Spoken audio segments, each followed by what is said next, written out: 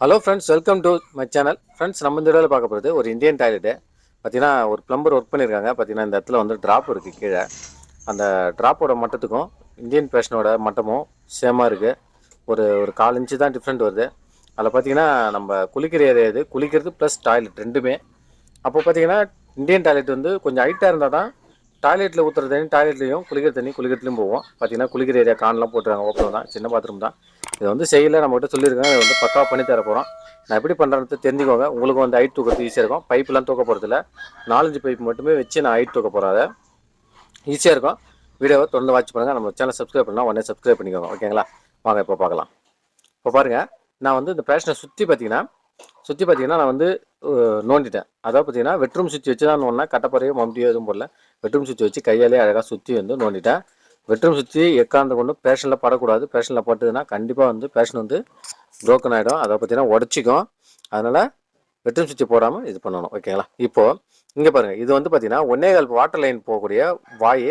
இந்த வாயில் ஒரு துணியை மட்டும் வச்சுருக்காங்க ஒரு ப்ளம்பர், ஓகேங்களா? இதனால் என்ன பிரச்சனை வரும்னு பார்த்தீங்கன்னா லீக்கேஜ் ஆகும். அது சிமெண்ட் வச்சு அடைக்கணும் அந்த ஓட்டையை. அவங்க செய்யலை.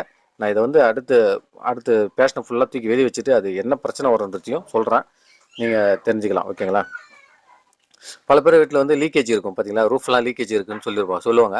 இந்தியன் லைட்டை உடச்சு தாங்க மாற்றணுன்னுவாங்க. அதுக்கான காரணமும் அந்த லைன்லாம் இருக்குது, ஓகேங்களா? அந்த துணி வச்சுருக்கிறது பெரும் பிரச்சனை.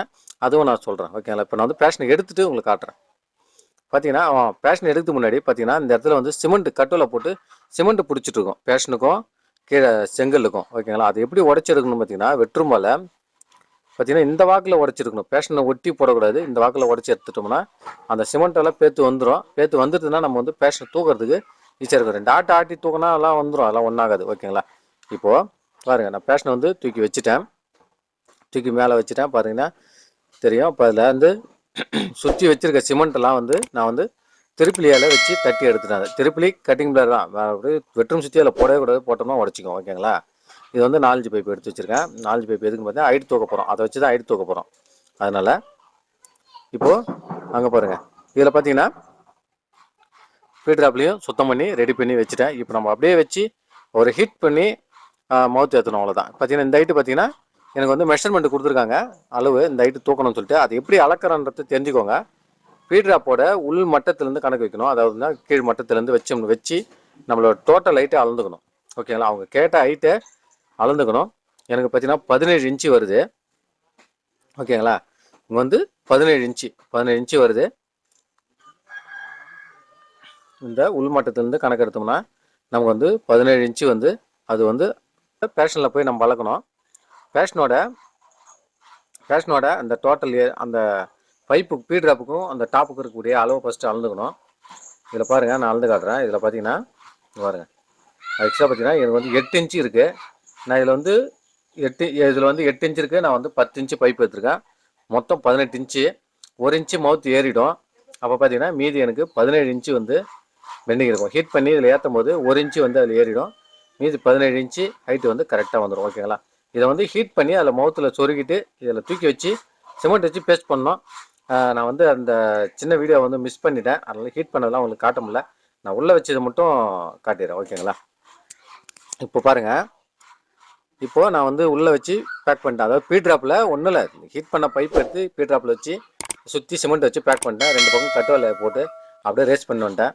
பார்த்தீங்கன்னா தெரியும், அப்படியே கட்டோலை போட்டு ரேஸ் பண்ணி வந்துட்டேன். வேறு ஒன்றுமே பண்ணல நான். சிம்பிளாக அப்படியே நம்ம பேஷனை தூக்கி எப்பயும் வைக்கிற மாதிரி வைக்க வேண்டியதான். அந்த மவுத்து வாய் இருக்குது பார்த்தீங்கன்னா, ஃப்ரீயாக தான் இருக்கும். அது நம்ம அப்படியே தூக்கி அதில் வச்சுட்டு சிமெண்ட் வச்சு பேக் பண்ணிடணும். இன்னொரு விஷயம், இங்கே பாருங்கள், இந்த ஹோல்ஸ் இருக்கிறதால என்ன பிரச்சனை சொன்ன பார்த்தீங்கன்னா, பாருங்கள் சுத்தமாக க்ளீனாக விட்டணும். வெறும் துணியை வச்சுட்டு இது வழியாக தண்ணி போச்சுன்னா அதை பாருங்கள், உள்ளே ஊற்றுனாங்கன்னா கை தேர்த்து பாருங்கள்.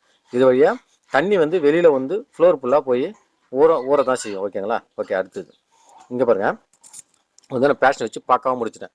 நம்மளோட வேலை பாருங்கள் ஃபினிஷிங்கில் எப்படி இருக்குன்னு. அதை பார்த்தீங்கன்னா ஸ்ப்ரிட் லெவலில் போட்டிருக்கேன். எந்த அளவுக்கு துல்லியமாக இருக்குது பாருங்கள். ஸ்ப்ரிட் லெவலு பார்த்தீங்கன்னா ஸ்ப்ரிட் லெவல் போட்டு தான் பேஷனை வந்து வைக்கணும். சும்மா நான் வந்து அளவுக்கு வைக்கிறேன் அப்படிலாம் சொல்லக்கூடாது. ஸ்ப்ரிட் லெவல் போட்டால் நறுக்காக இருக்கணும். இந்த வேலை எப்படி இருக்குன்னு கமெண்ட்டில் சொல்லுங்கள். நான் கொஞ்சம் ஆள் இல்லாததால் நான் மட்டும் போயிட்டு செஞ்சேன். அதனால தான் வந்து சில முக்கியமாக அந்த பைப்பு ஹீட் பண்ணது வச்சு இதெல்லாம் வீடியோ எடுக்க முடியல என்னால். ட்ரைபேடை கொண்டு போல் கோச்சிக்காதீங்க. நான் அடுத்த வீடியோவில் வேணால் உங்களுக்கு தேவைன்னா நான் வந்து கண்டிப்பாக எடுத்து போடலன்னு சொல்லி கோச்சிக்காதீங்க. இது ஒர்க்கு எப்படி இருக்குன்னு சொல்லிட்டு கமெண்ட் பண்ணுங்கள். ஏன்னா நீங்கள் சொல்கிற கமெண்ட் தான் எனக்கு வந்து இன்னமும் ஒர்க்கை இன்னும் நல்லா பண்ணி தரணும் கஸ்டமருக்குன்னு தோணும். அதனால தான். ஓகேங்களா? ஓகே. இப்போ பார்த்தீங்கன்னா ஸ்பிட் லெவலுக்காக நான் வந்து இதை வந்து கரெக்டாக நிறுத்திட்டேன். சைடு அளவு எல்லாம் அளந்துட்டேன். பக்காவாக இருக்குது. பார்த்தீங்கன்னா ஃபினிஷிங் ஏரியா வந்துருச்சு. பார்த்தீங்கன்னா உங்களுக்கு தெரியும். டோட்டல் ஏரியா ஃபினிஷிங் பண்ணிட்டேன். இதை தான் ஒரு இந்தியன் டாய்லெட் வந்து உங்களுக்கு ஹைட்டு தூக்கணும்னு சொன்னாங்கன்னா சூப்பராக தூக்கிடலாம். இந்த மாதிரி 4 பைப் கொடுத்து தூக்கிடலாம். கட்டோல போகிறதோ அழகாக நீட்டாக போடணும். சுற்றியும் கலவை போட்டு அழகாக பேக் பண்ணணும். ஏன்னா ஃப்யூச்சரில் வந்து கோப்பை வந்து கீழே இறங்கக்கூடாது. ஓகேங்களா? கீழே இறங்காமல் இருக்கணும். பாருங்கள், நான் சிமெண்ட் வச்சு அடைச்சிட்டேன். அந்த பைப்பு சுற்றியும் சிமெண்ட் வச்சு அடைச்சிட்டேன். ஏன்னா இப்போ வந்து ஏர் எங்கேயும் லீக் ஆகாது, இது வழியாக தண்ணி லீக் ஆகாது. நேராக பீட்ராப்பில் போய் பீட்ராப் வழியாக தண்ணி வந்து எக்ஸிட் ஆகிடும்.